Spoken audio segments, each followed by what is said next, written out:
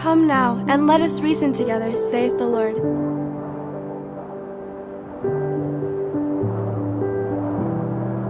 Though your sins be as scarlet, they shall be as white as snow.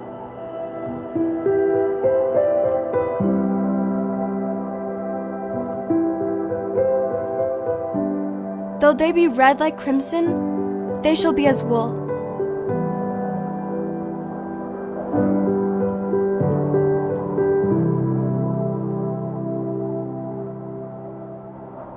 If ye be willing and obedient, ye shall eat the good of the land. Isaiah 1, verses 18 and 19.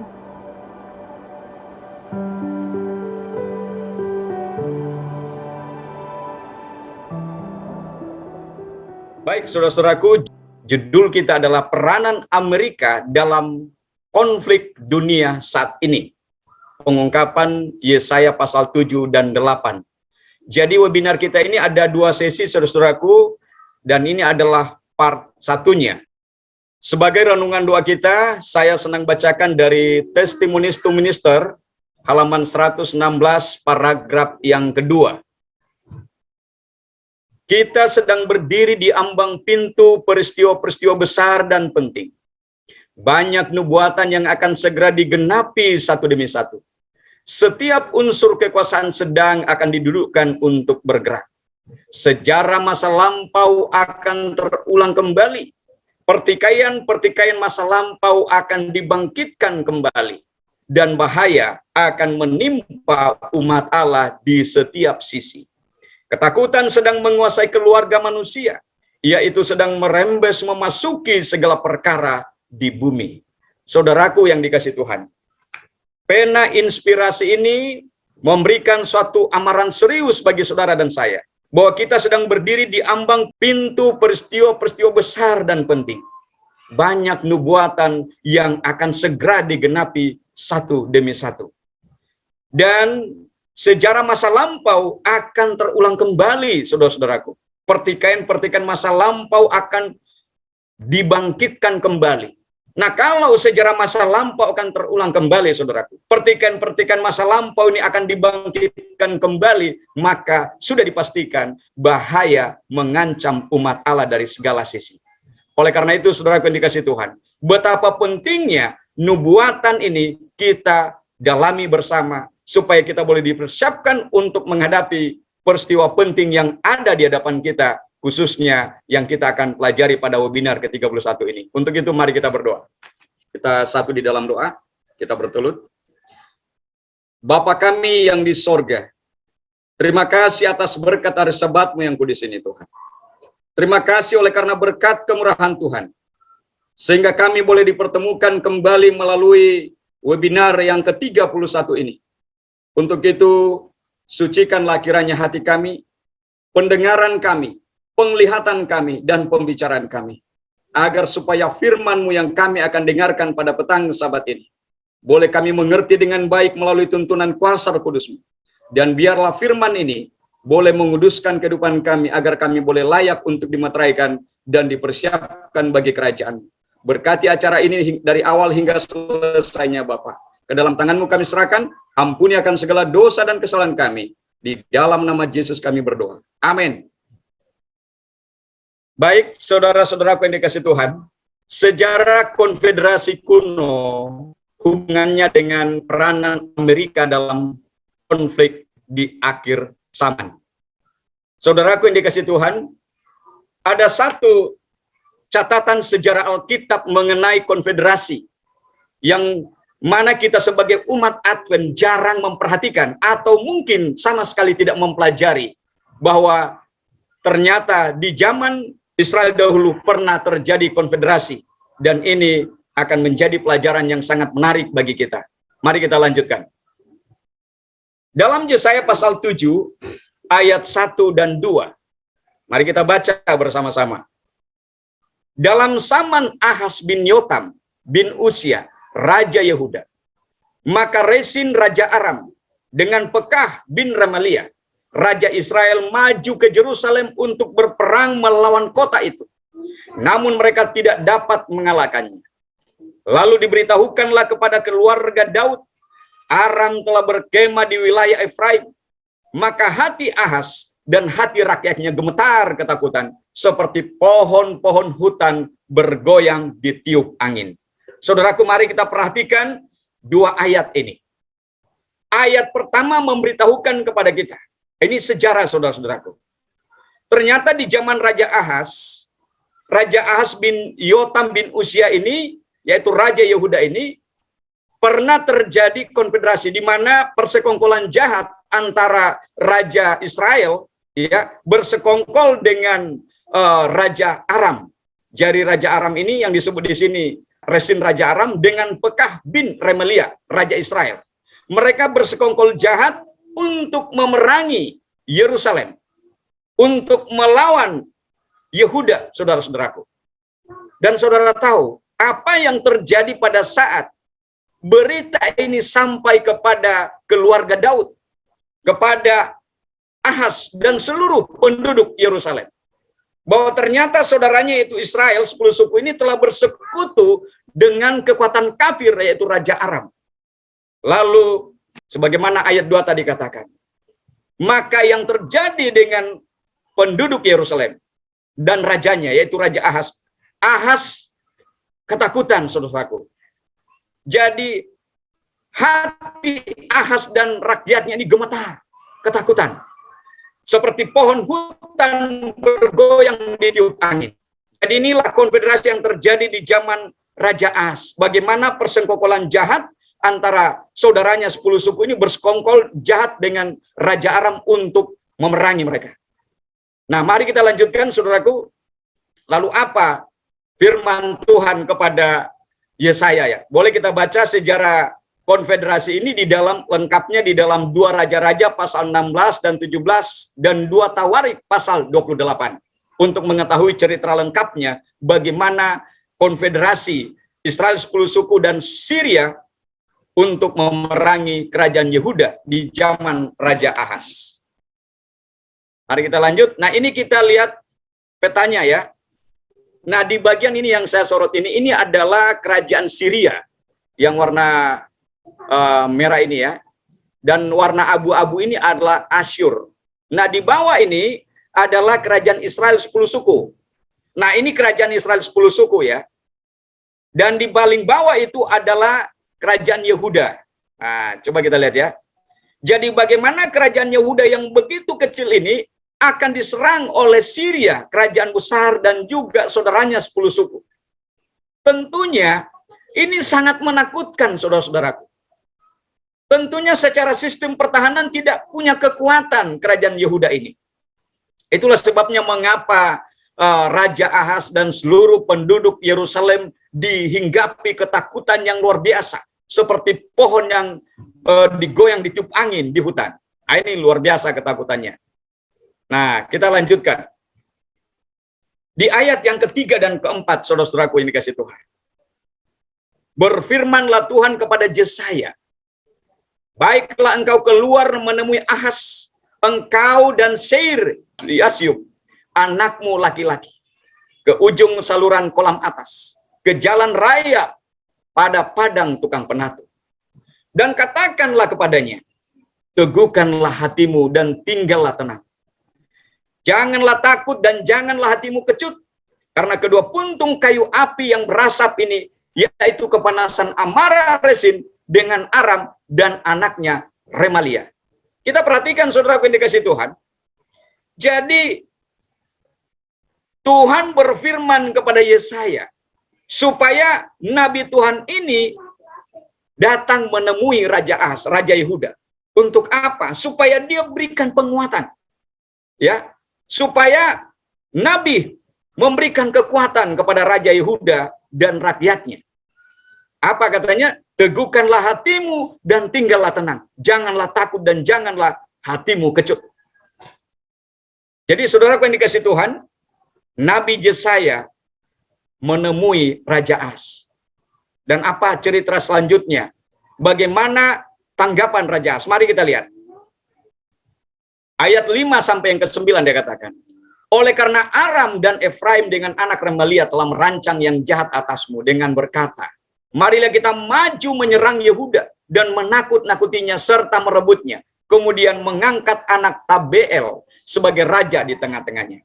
Maka beginilah firman Tuhan Allah. Tidak akan sampai hal itu dan tidak akan terjadi. Sebab Damsik ialah ibu kota Aram dan Resim ialah kepala Damsik. Dalam 65 tahun Efraim akan pecah, tidak menjadi bangsa lagi. Dan Samaria ialah ibu kota Efraim dan anak Remalia ialah kepala Samaria. Jika kamu tidak percaya, sungguh kamu tidak teguh jaya. Saudaraku yang dikasihi Tuhan, Nabi Yesaya memberikan kepastian kepada Raja Ahaz agar tidak perlu takut dan gentar. Bahwa ternyata di ayat 7 dan 8, saudaraku yang dikasihi Tuhan, dikatakan di sana bahwa tidak akan sampai hal itu dan tidak akan terjadi. Sebab mengapa? Sebab Damsik ialah ibu kota Aram dan Resim ialah kepala Damsik. Ditegaskan bahwa dalam 65 tahun Efraim akan pecah, tidak menjadi bangsa lagi. Oleh karena itu, Nabi Yesaya katakan, jika kamu tidak percaya, sungguh kamu tidak teguh jaya.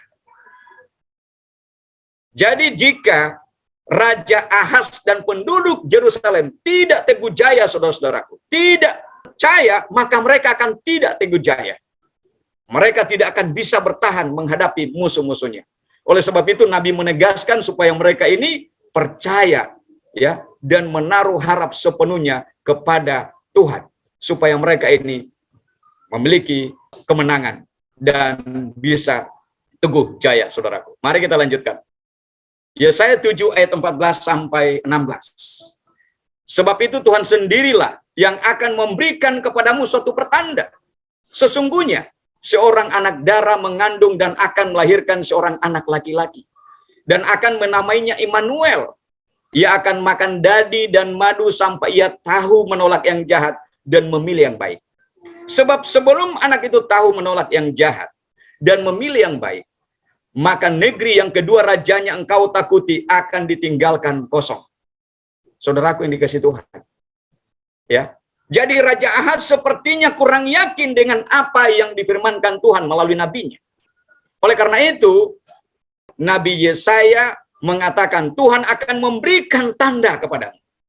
Jadi apa tanda kepada Raja Yehuda ini, Raja Ahaz ini, dan pada waktu itu, Yesaya mengatakan bahwa seorang anak darah mengandung dan akan melahirkan seorang anak laki-laki dan akan menamainya Immanuel. Dan pada webinar kita bulan yang lalu, webinar yang ke-30, Immanuel ini akan memakan dadi dan madu, saudara. Sampai ia sanggup untuk menolak yang jahat dan memilih yang baik. Jadi kita sudah dapatkan pengertian mengenai dadi. Dadi itu adalah makanan pada waktunya. Lambang daripada makanan rohani, saudaraku.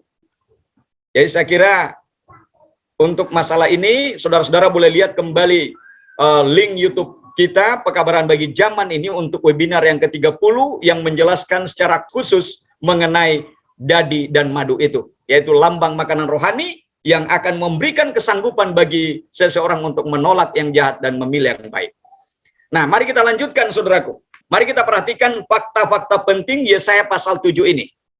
Ada 3 fakta penting yang kita akan lihat di sini. Fakta pertama, runtuhnya Israel kuno dan Syria oleh Asyur sebagai suatu penghukuman ilahi yang khususnya menimpa Israel karena ia bersekutu melawan saudara-saudaranya sendiri, yaitu kerajaan Yehuda. Yesaya 7 ayat 2 sampai yang ke-9. Jadi tadi kita sudah lihat bagaimana konfederasi yang pernah terjadi di zaman Raja Ahaz. Bagaimana kerajaan 10 suku bersekutu dengan kekuatan kafir, yaitu Syria, untuk menghancurkan saudaranya Yehuda. Dan bagaimana kelepasan yang terjadi kepada kerajaan Yehuda, ya. Lalu kemudian kita lihat fakta kedua, kelahiran seorang bayi laki-laki, yaitu Immanuel, oleh seorang anak darah sebagai suatu tanda bagi isi rumah Daud. Yesaya 7 ayat 13 dan 14. Apa artinya tanda bagi isi rumah Daud? Bahwa Tuhan mengasihani keluarga rumah Daud. Tuhan akan melepaskan keluarga rumah Daud. Nah, kemudian fakta ketiga, runtuhnya Israel itu akan jadi sebelum Immanuel dapat belajar membedakan antara yang jahat dari yang baik. Yesaya 7 ayat 16 dan Yesaya 8 ayat yang keempat. Inilah tiga fakta penting daripada Yesaya pasal 7, sehingga kita tidak akan meragukan lagi bahwa memang pernah terjadi konfederasi di zaman Raja Ahas. Ya, sekali lagi bahwa itu adalah persengkokolan jahat antara 10 suku dengan kekuatan kafir, yaitu kerajaan Syria, untuk menghancurkan saudaranya Yehuda. Namun Tuhan telah melepaskan mereka. Namun saudara-saudara yang dikasihi Tuhan, di sini ada janji tentang Immanuel, di mana pada webinar yang ke-30 yang lalu kita belajar bahwa Immanuel ini bukan hanya dimaksudkan kepada Yesus, tetapi juga kepada umatnya, karena Immanuel itu artinya adalah Allah beserta kita. Mari kita lanjutkan. Nah, kita perhatikan timelinenya ini, saudara-saudaraku. Israel berkonfederasi dengan Syria memerangi Yehuda. Kita perhatikan ini, timeline bagian atas ini, ya, mengenai konfederasi itu, dan di bawah kita lihat janji mengenai Immanuel yang akan lahir. Ini di bagian bawah, timeline yang bagian bawah ini adalah janji mengenai kelahiran Immanuel. Ya, baik. Kita perhatikan di bagian atas, Israel berkonfederasi dengan Syria memerangi Yehuda berdasarkan Yesaya pasal 7 ayat 1 dan 2.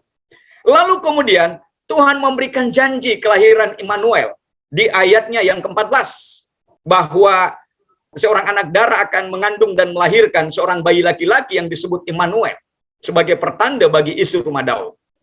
Lalu kemudian kita perhatikan Yehuda ditolong oleh Assyria atau Asyur, ya, sehingga konfederasi Israel Syria ini dihancurkan oleh Asyur, saudara-saudaraku. Jadi boleh kita baca dalam Yesaya 7 ayat 15 sampai 17 dan 2 Raja-Raja pasal 16 dan 17. Di sana dicatat. Asyur ini atau Assyria ini yang tadinya pernah menjadi berkat bagi Yehuda, pernah menolong Yehuda. Tetapi pada akhirnya Asyur ini juga akan menyusahkan Yehuda, saudara-saudaraku. Nah, itu diceritakan dalam 2 Raja-Raja 18, bagaimana kerajaan Asyur ini di bawah pimpinan Raja Sanherib datang mengepung Yerusalem, saudara-saudara. Lalu kemudian dalam satu malam, ya, kita perhatikan kelepasan Yehuda, pasukan Asyur, ya, dihancurkan hanya dalam satu malam. Malaikat membantai pasukan Asyur, kurang lebih 185.000 pasukannya dibinasakan. Sementara Raja Sanherib kembali ke kerajaannya dan mati dibunuh oleh anaknya. Itulah cerita mengenai bagaimana Asyur ini dikalahkan ketika dia datang mengepung kerajaan Yehuda di zaman Raja Hizkia, ya. Nah, di bagian bawah kita lihat timeline ke bawah nih, di bagian bawahnya. Nah, kita perhatikan ini janji mengenai kelahiran Immanuel, saudara-saudaraku. Jadi kan terjadi konfederasi antara Israel 10 suku dengan Syria untuk memerangi Yehuda. Lalu kemudian Tuhan berikan janji kepada Raja Ahas bahwa seorang anak darah akan mengandung dan melahirkan seorang anak laki-laki yang disebut Immanuel. Namun dalam cerita ini, saudara-saudaraku, kita perhatikan, ya, bahwa ternyata jauh sebelum kelahiran Immanuel ini, kerajaan 10 suku dan Syria ini sudah hancur, saudara-saudaraku. Ya, negeri Israel ini, yaitu 10 suku ini, sudah ditinggalkan kosong, saudara-saudaraku. Sementara Immanuel, kita perhatikan ini, timelinenya ini kita perhatikan, ya, janji diberikan, lalu kemudian Asyur, konfederasi Syria ini dihancurkan oleh kerajaan Asyur, lalu kemudian Yerusalem dikepung, ya, kemudian kelepasan Yehuda oleh pasukan Asyur, lalu kemudian Babylon menaklukkan Yerusalem. Kemudian setelah Babylon, Romawi berkuasa atas Yerusalem. Baru kemudian Yesus lahir di masa pemerintahan Romawi, ya, Romawi kafir. Dan Yesus lahir kurang lebih di tahun 4 before Christ atau sebelum Masehi, saudaraku. Begitu jauhnya janji ini. Nah, apa maksudnya ini, saudaraku? Janji kelahiran ini kurang lebih 700 tahun. Ya, pada saat janji ini diberikan, kurang lebih 700 tahun baru kemudian Yesus lahir. Artinya bahwa ini bukan hanya, ya, suatu janji biasa, ini adalah penggenapan nubuatan. Ini adalah nubuatan juga, saudaraku, bahwa ini bukan hanya dimaksudkan kepada Yesus, tetapi Immanuel ini dimaksudkan kepada umatnya juga, saudaraku. Ya, jadi karena dikatakan bahwa kedua raja ini, sebelum Immanuel tahu membedakan yang menolak yang jahat dan memilih yang baik, kedua raja ini sudah akan dihancurkan. Atau kedua negeri yang rajanya engkau takuti itu sudah ditinggalkan kosong. Namun kenyataannya tidak seperti yang dikatakan, karena ternyata Immanuel lahir itu kurang lebih 700 tahun kemudian baru Immanuel lahir, baru Yesus lahir. Oleh karena itu, tentunya masalah ini bukan hanya digenapi oleh Yesus, tetapi juga oleh umatnya. Mari kita lanjutkan. Tadi kita sudah baca bagaimana kerajaan Yehuda telah ditolong oleh kerajaan Assyria atau Asyur, saudara-saudara. Oleh karena itu kita harus mencari tahu siapa Asyur ini sebenarnya yang pernah menolong kerajaan Yehuda dan juga pernah menyusahkan kerajaan Yehuda, saudara-saudara. Kita lihat di sini, ini kutip dari Daily Bible Study ya, dari websitenya ini, boleh lihat saudara-saudara. Menurut website Daily Bible Study ini, Asyur terletak di utara Mesopotamia dan mencakup 4 negara. Di Suria ia memanjang ke barat, ke Sungai Efrat, di Turki memanjang ke utara hingga Haran Edessa, di Diyarbakir dan Danau Van. Di Iran memanjang ke timur hingga Danau Urmi. Dan di Irak meluas hingga sekitar 100 mil selatan Kirkuk. Ini adalah jantung Asyur, dari mana begitu banyak daerah sekitar timur kuno dapat dikendalikan. Kalau kita perhatikan petanya di sini, ya, warna coklat ini adalah di Assyrian Empire ya, yang berdiri dari tahun 900 sampai tahun 600 before Christ atau sebelum Masehi. Ya, begitu luas daerah kekuasaan daripada Assyria ini. Mari kita lanjutkan. Sejarah singkat Assyria kuno. Assyria adalah tanah jajahan Babilonia dan kemudian kerajaan Mitanni selama sebagian besar milenium kedua sebelum Masehi. Itu muncul sebagai negara merdeka pada abad ke-14 sebelum Masehi dan pada periode berikutnya menjadi kekuatan utama di Mesopotamia, Armenia, dan kadang-kadang di Suria Utara. Kekuatan Asyur menurun setelah kematian Tukulti Ninurta I, ya, tahun 1208 sebelum Masehi. Itu dipulihkan sebentar pada abad ke-11 sebelum Masehi oleh Tiglat-Pileser I. Tetapi selama periode berikutnya, baik Assyria dan saingannya disibukkan dengan serangan dari Aram Seminomaden. Raja-raja Assyria memulai periode ekspansi baru pada abad ke-9 sebelum Masehi, dan dari pertengahan abad ke-8 hingga akhir abad ke-7 sebelum Masehi. Serangkaian raja Assyria yang kuat diantaranya Tiglat-Pileser III, Sargon II, Sanherib, dan Esarhaddon menyatukan sebagian besar Timur Tengah dari Mesir hingga Teluk Persia di bawah kekuasaan Assyria. Penguasa besar Assyria terakhir adalah Asyurbanipal. Tetapi tahun-tahun terakhirnya dan periode setelah kematiannya pada 627 sebelum Masehi tidak jelas. Negara itu akhirnya dihancurkan oleh koalisi Kaldea Media pada 612 sampai 609 sebelum Masehi. Inilah sejarah singkat dari Assyria kuno, saudara-saudaraku. Inilah historinya. Mari kita lanjut ke slide berikutnya. Saudaraku dikasih Tuhan, ciri-ciri Assyria kuno yang pernah menolong Yehuda, kerajaan Yehuda ini. Ada 4 ciri-ciri yang bisa kita kenali siapa Assyria di masa lalu ini. Pertama, Assyria atau Asyur adalah suatu bangsa yang memiliki pengaruh yang besar dalam sejarah kuno. Itu ciri pertama. Kedua, merupakan bangsa yang suka mengadakan ekspansi, ya. Dan poin ketiga, suatu bangsa yang suka berkoalisi. Dan keempat, wilayah kekuasaannya meliputi 4 negara, yaitu Suria, Turki, Iran, dan Irak. Jadi inilah 4 ciri-ciri daripada Assyria kuno. Mari kita lanjutkan. Nah, apa kata roh nubuat? Dalam Para Nabi dan Raja halaman 207 paragraf 1 mengenai Assyria ini, saudara-saudaraku. Ya, pena inspirasi mengatakan, bangkit dan jatuhnya kerajaan Asyur banyak pelajarannya bagi bangsa-bangsa di bumi sekarang. Ilham telah menghubungkan kemuliaan Asyur pada puncak kejayaannya dengan sebuah pohon mulia di taman Allah yang menjulang tinggi atas pohon-pohon sekeliling. Bacalah Yeskel 31 ayat 3 sampai yang ke-9, saudaraku. Ternyata roh nubuat ada menuliskan bagaimana bangkit dan jatuhnya kerajaan Asyur ini banyak pelajarannya bagi bangsa-bangsa di bumi sekarang ini. Dan bagaimana Asyur ini, ya, Ilham telah menghubungkan kemuliaan Asyur pada puncak kejayaannya dengan sebuah pohon mulia di taman Allah. Nah, oleh karena itu kita lanjutkan, saudaraku. Pena inspirasi selanjutnya mengatakan, apa pentingnya kita mempelajari Asyur ini? Ini muncul pertanyaan bagi kita. Apa sih pentingnya kita belajar mengenai Assyria ini? Apa hubungannya dengan kita sebagai umat Allah di akhir zaman? Ada nggak pengaruhnya bagi kita? Kalau ini ada pengaruhnya bagi kita sebagai umat Tuhan, berarti pelajaran mengenai Asyur ini, mengenali siapa Asyur ini, berarti kita akan teguh jaya, saudara-saudaraku. Seperti Raja Ahaz diberikan peringatan, ya, kalau kamu tidak teguh jaya, kamu akan kalah, kamu akan hancur.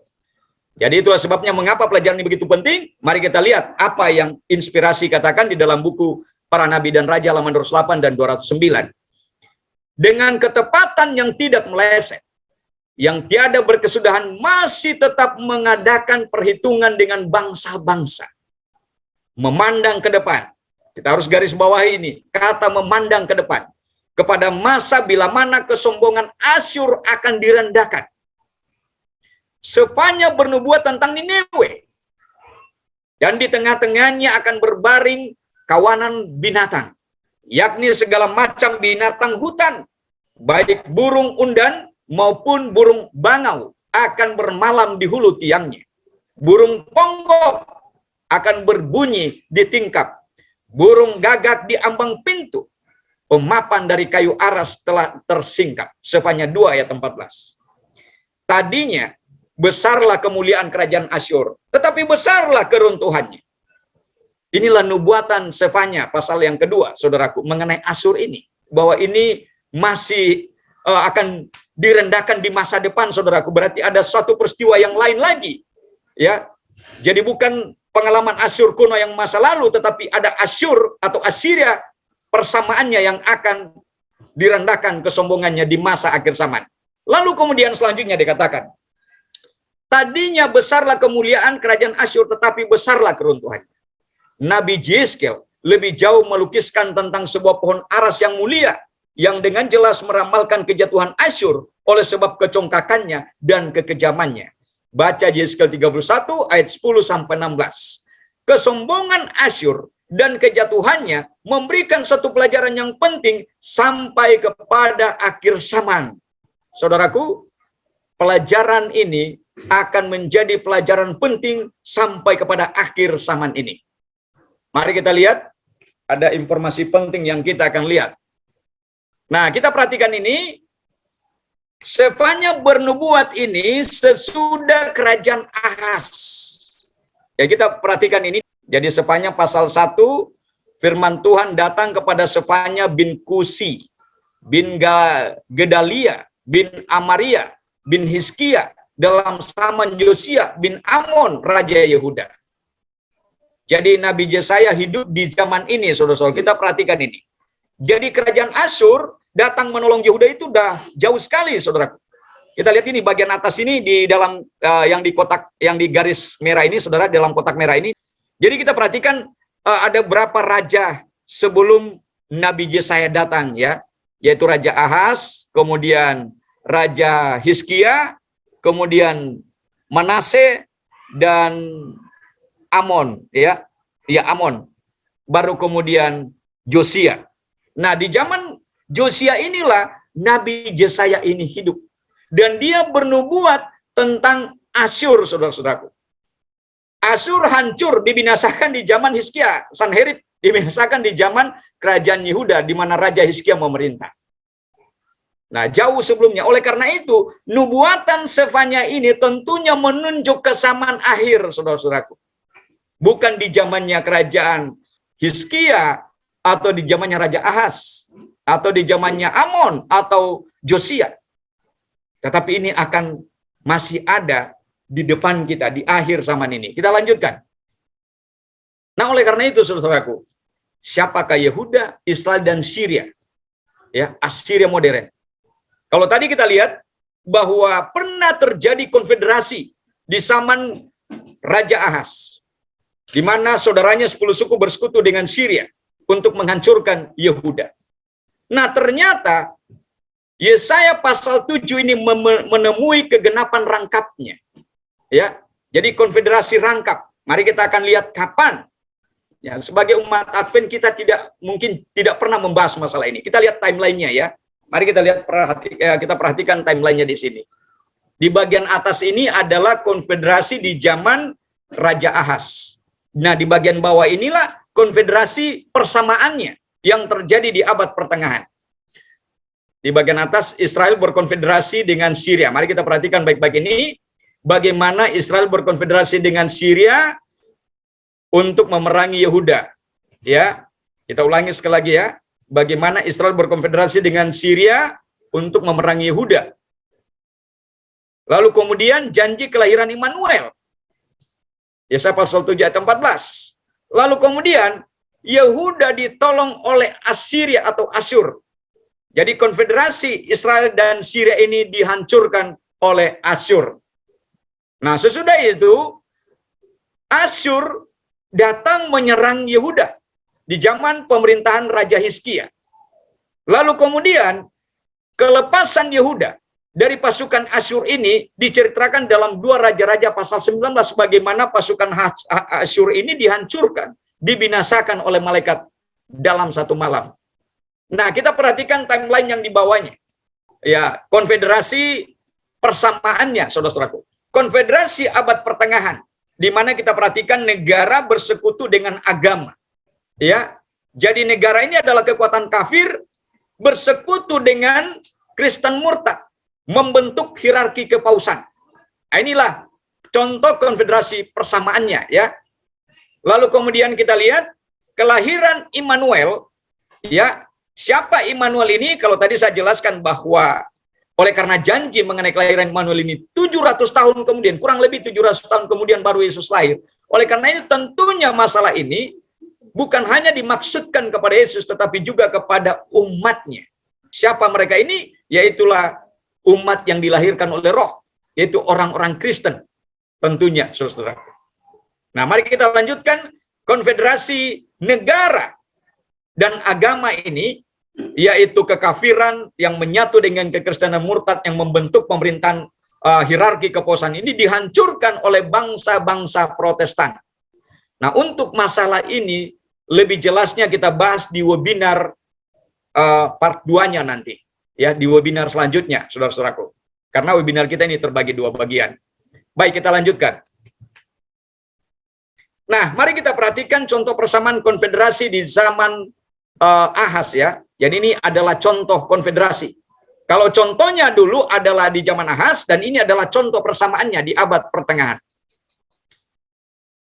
Assyria kuno, contoh itu akan menemukan rangkapnya menurut nubuatan Yesaya. Jadi, dalam sejarah Kristen, suatu kekuatan Kristen yang murtad, yang disebut Israel ini, yang bersekutu dengan suatu kekuatan kafir, yaitu Syria. Dan konfederasi, penggabungan yang tidak suci di antara gereja dan negara yang memerintah selama zaman kegelapan, dan yang telah berusaha membinasakan orang-orang yang dilahirkan kembali, atau yang dilahirkan oleh Roh, yang menolak untuk tunduk kepada suatu persekutuan Kristen kafir, ya, yaitu contoh saingannya Israel Syria ya maksudnya ya. Nah, inilah gambaran daripada konfederasi. Kita lihat ini gambarnya, ini gambar, ini tanduk kecil ya yang memiliki mata dan mulut yang menyombongkan. Itu adalah konfederasi di abad pertengahan. Bagaimana kekuatan kafir disatukan dengan kekristenan murtad, membentuk suatu sistem pemerintahan hierarki kepausan untuk menganiaya orang-orang Kristen yang setia, saudaraku. Nah, inilah contoh persamaan daripada konfederasi itu. Ya, contohnya sekali lagi itu di zaman Raja Ahaz, dan inilah contoh persamaannya. Mari kita lanjutkan. Nah, kekuasaan gabungan Kristen kafir ini dihancurkan oleh Protestan. Kita perhatikan ini ya. Wahyu pasal 13 ayat 3. Maka tampaklah kepadaku satu dari kepala-kepalanya seperti kena luka yang membahayakan hidupnya. Tetapi luka yang membahayakan hidupnya itu sembuh. Seluruh dunia kagum lalu mengikuti binatang itu. Kemenangan akhir halaman 162, 169, dan 197. Paus tidak akan dipenjara jika bukan disebabkan oleh aktivitas dari reformasi Protestan. Roma turun dari taktanya disebabkan Luther. Oleh kekuatan kebenaran, kekalahan dari kepausan telah dipertahankan di antara segala bangsa dan dalam segala zaman. Khotbah Luther telah menggulingkan kepausan. Lalu kemudian Testimonius volume 1 halaman 373. Luther melakukan pukulan yang mengerikan kepada kepausan. Saudara-saudara, kita perhatikan gambar ini. Nah, kita perhatikan ini. Binatang macan tutul, Wahyu pasal 13 ayat 1 dan 2 ini, saudara-saudaraku ya. Dan bagaimana 10 tanduk yang bermahkota ini? 10 tanduk yang bermahkota ini adalah raja-raja di Eropa yang menerima paham Protestan sehingga mengakibatkan reformasi besar-besaran. Ya, khotbah yang dikhotbahkan firman Tuhan atau kebenaran yang disampaikan oleh Martin Luther telah menggulingkan kepausan, membuat raja-raja Eropa, pangeran-pangeran di Eropa telah memberontak kepada kepausan. Dan sebagai akibatnya, saudaraku, agama kepausan telah hancur, lalu kemudian sipilnya dicabut, saudaraku. Oleh karena raja-raja di Eropa ini memberontak. Dengan runtuhnya kepausan, maka 10 tanduk ini memiliki mahkota-mahkota. Kita lanjutkan. Mari kita perhatikan gambarannya ini. Konfederasi, contoh persamaannya ini, atau contoh saingannya. Israel, yaitu umat Allah yang murtad, atau Kristen murtad ini, bersekutu dengan Aram atau Syria, contoh saingan ya, atau pemerintahan sipil, Romawi kekafiran. Bersekutu membentuk suatu sistem pemerintahan kepausan, atau pemerintahan hierarki kepausan ya. Jadi agama dan negara disatukan. Membentuk pemerintahan kepausan. Melawan Yehuda, yaitu Kristen yang setia, umat Allah yang setia. Ya. Dan bagaimana Yehuda atau Kristen yang setia ini ditolong oleh pemerintah dunia dengan asas Protestan. Jadi inilah Asyur persamaannya. Asyur atau Assyria persamaan ini adalah pemerintahan dunia dengan asas Protestan. Itulah negara-negara Eropa, tanduk-tanduk yang bermahkota tadi. Inilah Assyria modern, ya. Jadi Assyria modern, itulah 10 tanduk yang bermahkota dalam binatang Wahyu pasal 13. Mari kita lanjutkan. Nah, kita perhatikan hancurnya kekuasaan kepausan tanduk kepala atau Kristen tambah kafir ini yang membentuk pemerintahan hierarki kepausan ini. Dan bangkitnya pemerintahan dunia yang bermahkota atau Assyria modern. Kita perhatikan ini, Kristen tambah kafir membentuk pemerintahan hierarki kepausan. Memerintah selama berapa lama? Kita tentunya semua sudah tahu bahwa pemerintahan hierarki kepausan ini memerintah dunia selama kurang lebih 1260 tahun. Itu dicatat dalam Daniel 7 ayat 25 ya. Kemudian Wahyu 13 ayat yang ketiga. Dari tahun 538 sampai 1798. Nah, inilah periode konfederasi abad pertengahan, saudara-saudaraku. Konfederasi persamaannya atau contoh saingannya. Lalu kemudian dengan hancurnya kepausan, runtuhnya Romawi kepausan, maka dunia diperintah oleh suatu pemerintahan dunia setelah runtuhnya kepausan ini diperintah oleh paham Protestan. Itulah paham demokrasi, saudara-saudaraku. Inilah yang disebut periode Assyria. Nah, dengan memahami pelajaran ini, saudara-saudaraku, maka kita tidak akan terjebak lagi dengan pemahaman bahwa Pauslah yang akan memerintah dunia kembali. Dari pelajaran ini kita melihat bahwa dengan runtuhnya kepausan, maka yang naik di atas pentas dunia, pemerintah dunia ini adalah 10 tanduk yang bermahkota ini. Ini yang disebut periode Assyria. Mari kita lanjutkan. Mari kita review persamaan peristiwanya ya. Karena Assyria kuno telah mengalahkan persekutuan Israel Syria itu berabad-abad lamanya sebelum Immanuel lahir. Dan karena reformasi Protestan modern mengalahkan kekuatan gabungan Kristen kafir dari zaman pertengahan itu, yaitu kepausan dari tahun 538 sampai 1798. Daniel 7:25. Berabad-abad lamanya sesudah Immanuel lahir, maka adalah masuk akal bahwa sebagaimana Syria, Yehuda, Israel, dan Assyria adalah merupakan contoh-contoh. Maka demikian pula Immanuel harus merupakan contoh. Oleh sebab itu, nubuatan anak darah yang melahirkan itu tidak saja menunjuk kepada gelaran Kristus, tetapi juga secara lebih berarti kepada para pengikutnya, yaitu kelahiran dan perkembangan umat Kristen dewasa.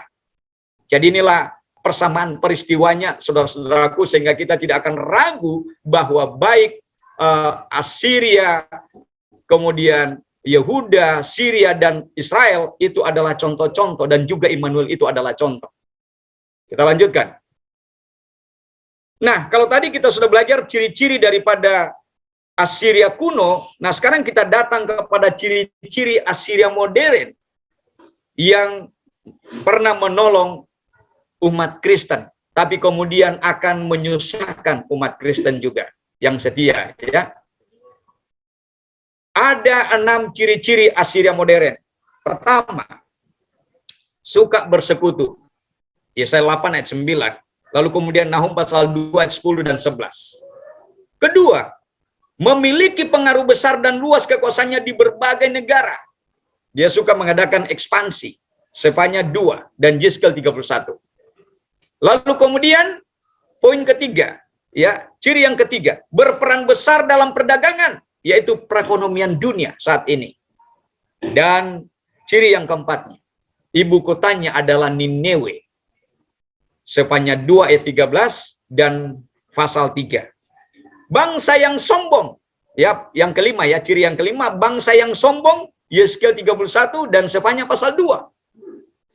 Dan keenam, bangsa yang gagal mendengarkan amaran Tuhan, Sefanya 3 ayat 1 dan 2. Inilah 6 ciri-ciri Assyria modern zaman ini. Ya, mari kita lanjutkan. Saudara yang dikasihi Tuhan, Assyria memiliki suatu gelar keturunan yang mengungkapkan bahwa ia itu adalah rekan imbangan masa kini dari kerajaan Assyria kuno yang pernah berkuasa luas. Sama seperti halnya Babylon modern dari Wahyu pasal 17 ayat 5. Adalah rekan imbangan masa kini dari Babil kuno yang lalu. Jadi kalau dalam Wahyu 17 ayat 5 ini ada Babil modern, yaitu pelacur besar yang duduk di atas 7 kepala dan binatang bermisi. Saudara boleh lihat kembali link YouTube kita yang membahas mengenai suatu pemerintahan dunia, ya, pelacur besar, Wahyu 17. Ya. Nah, itu adalah rekan imbangan dari Babil kuno yang lalu. Dan seperti halnya Mesir rohani dari Wahyu pasal 11 ayat 8, adalah rekan imbangan masa kini dari Mesir kuno yang lalu. Kita boleh lihat dalam The Great Controversy atau kemenangan akhir, ya. Halaman bahasa Inggrisnya halaman 269 dan 270. Jadi, semua rekan imbangan ini hanya merupakan suatu hubungan Injil lainnya yang erat dan pengukuhan dari kebenaran lama yang sejarahnya terulang kembali dengan suatu skala yang lebih luas daripada aslinya, saudara-saudaraku. Memang benar sekali, ya. Assyria modern ini lebih luas penjabarannya. Bagaimana kekuasaannya, bagaimana pengaruhnya, ya, baik dalam dunia politik, agama, dan perekonomian, saudara-saudaraku. Mari kita lanjutkan. Siapakah Assyria dengan ibu kotanya Nineveh di akhir zaman?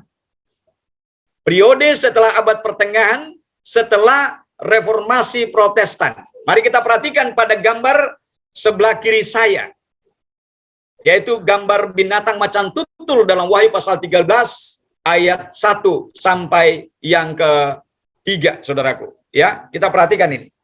Inilah Assyria modern. Yang bagian mana Assyria modern di sini, yaitu 10 tanduk yang bermahkota ini, saudaraku. 10 tanduk yang bermahkota ini adalah raja-raja yang bangkit setelah Romawi keposan runtuh. Jadi 10 tanduk yang bermahkota ini adalah penguasa-penguasa dunia Protestan sebenarnya. Jadi mereka ini yang memerintah dunia saat ini. Yang mana memegang asas Protestan atau paham Protestan ya, demokrasi, saudara-saudaraku. Nah, ibu kotanya mana nih? Ibu kotanya adalah Amerika, saudaraku. Lihat, kita lihat ini binatang bertanduk 2. Ya, ini Nineveh. Jadi negara-negara yang sepaham dengan Protestan ya, yang dipengaruhi oleh asas Protestan, paham demokrasi. Itu pusatnya adalah Amerika. Amerika atau binatang bertanduk 2, Wahyu pasal 13 ayat 11 sampai 18. Nah, inilah Nineveh itu. Mari kita lanjutkan. Bangkitnya Amerika Serikat ada dalam nubuatan, saudaraku, bangsa Protestan, ya, The Great Controversy halaman 460 paragraf 3. Bangsa dari dunia baru manakah yang bangkit pada tahun 1798 menjadi berkuasa, yang menjanjikan kekuatan dan kebesaran dan yang menarik perhatian dunia? Penerapan lambang ini tidak menimbulkan pertanyaan. Satu bangsa dan hanya satunya yang memenuhi spesifikasi nubuatan ini. Tanpa diragukan lambang itu menunjuk kepada Amerika Serikat. Jadi kita perhatikan binatang bertanduk 2 ini adalah Amerika. Kita lanjutkan. Apa benar Amerika ini adalah bangsa Protestan? Mari kita baca Maranatha, Tuhan datang halaman 190 paragraf 2. Negeri kita, kata Ellen G. White ya, Amerika Serikat akan tidak mau mengakui setiap prinsip konstitusinya sebagai negara Protestan dan yang berpemerintahan republik. Terus halaman buku yang sama, halaman 187 paragraf 3. Protestantisme, suatu kekuatan yang meskipun mengaku memiliki tabiat dan roh seekor anak domba dan yang bersekutu dengan surga, di pihak lain ia akan berbicara dengan suara naga. Kita perhatikan, saudara yang dikasih Tuhan, Amerika adalah negara Protestan, saudaraku, jelas. Ya. Namun pada akhirnya, kita lihat ini patung liberty adalah kebebasan. Pada akhirnya akan mencabut undang-undang kebebasannya dan akan menindak umat Allah yang tadinya pernah menolong umat Tuhan. Mari kita lanjut. Kita ulangi timeline yang tadi. Ya, kita akan datang kepada kesimpulan. Jadi kita perhatikan di bagian kuning sekali lagi, di bagian atas. Israel berkonfederasi. Ini adalah contoh konfederasi di masa Ahaz. Ya, Israel berkonfederasi dengan Syria untuk memerangi Yehuda. Berdasarkan Yesaya pasal 7, ayat 1 dan 2. Lalu kemudian Tuhan memberikan janji lahirnya Immanuel. Yesaya 7 ayat 14. Dan Yehuda ditolong oleh Asyur atau Assyria. Konfederasi Israel dan Syria dihancurkan oleh Asyur. Yesaya 7 ayat 15 sampai 17 dan 2 Raja-Raja 16 dan 17. Kemudian Yerusalem dikepung oleh Assyria atau Asyur, 2 Raja-Raja 18. Kemudian kelepasan Yehuda, di mana pasukan Asyur dihancurkan dalam satu malam, 2 Raja-Raja pasal 19. Nah, saudaraku, ini adalah contoh konfederasi di zaman Raja Ahaz, ya, dan contoh saingannya atau contoh persamaannya di abad pertengahan. Jadi dari pelajaran ini, saudaraku, kita mendapatkan pelajaran yang sangat penting bahwa pernah terjadi konfederasi di masa lalu dan di abad pertengahan. Konfederasi abad pertengahan yaitu penyatuan gereja dan negara. Kristen murtad dengan kekuatan kafir membentuk pemerintahan hierarki kepausan.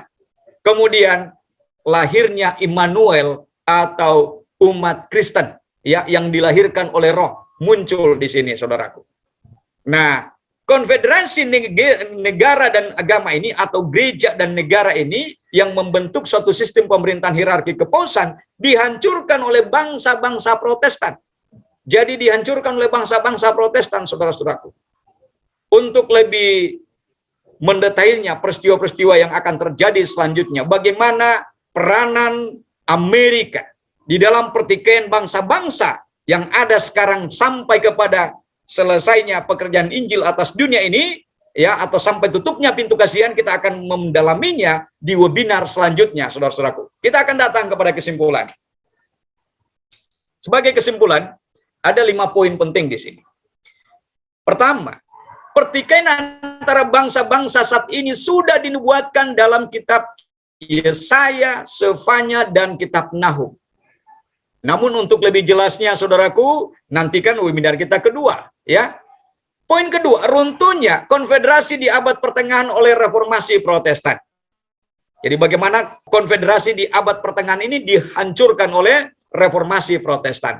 Dan poin ketiga, runtuhnya kepausan menunjukkan bangkitnya kekuasaan yang lain, yaitu Assyria atau Asyur modern. Nah, di poin ketiga ini, saudaraku, kita harus perhatikan. Ya, kalau kita tidak mengerti ini, maka kita akan berkesimpulan bahwa Paus tetap yang akan memerintah dunia. Padahal berdasarkan nubuatan yang kita pelajari pada webinar ke-31 ini, kita melihat bahwa kekuasaan Paus telah runtuh.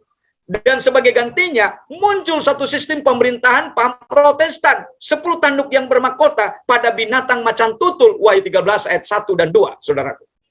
Ya. Poin keempat, Assyria modern adalah bangsa-bangsa Kristen Protestan.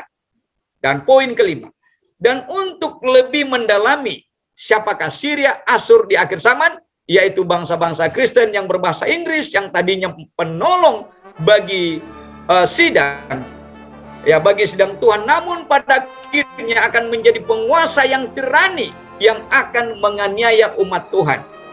Kita akan dalami pelajaran part 2-nya nanti mengenai Assyria modern ini, yang tadinya pernah menjadi berkat bagi Yehuda contoh saingan atau sidang Kristen yang setia ini, atau umat Kristen yang setia, tetapi pada akhirnya ini akan menjadi suatu penguasa yang tirani, yang akan menganiaya umat Tuhan. Kita akan pelajari pada webinar selanjutnya, webinar kedua kita, dalam part 2-nya, ya, sehubungan dengan peranan Amerika dalam pertikaian bangsa-bangsa saat ini. Tuhan memberkati kita. Praise the Lord, praise the Lord, let the earth hear his voice. Praise the Lord, let the people rejoice. Oh, come to the Father.